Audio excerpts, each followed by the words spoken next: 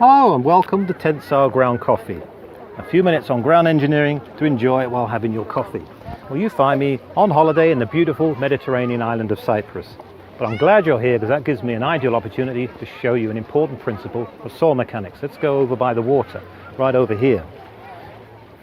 You may have noticed this yourself, but I'm just going to demonstrate it in case you haven't seen it. So if you look here where the dense sand is by the water, if I put my foot down there, if I press hard, you see that the water actually goes in. Let's let that little water trickle out a bit. If I press the foot down there, you see how that all goes dry. You getting that, Brian? So the water goes in. Back up to me. So how is that possible? You would expect if you put some pressure down on the sand, the particles would move closer together and the water would come out. Well, that happens a little bit at the start, but if you put a lot of pressure down, those dense particles actually have to move across each other. They have to shear. In order to do that, when they're very dense, they actually have to move apart.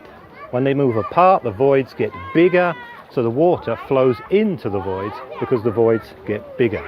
So there you go, right on the beach, an ideal demonstration of an important principle of soil mechanics, that is dilatancy, and a very important principle because dense soils can get weaker as they shear, so it's an unstable strength. And also stiff clays, if you cut a slope, they may fail years later due to that slow dilatancy, and it's slow because of the low permeability. Okay, that's all for Tensile Ground Coffee this time. I'm going to go back and work on my tan. See you next time.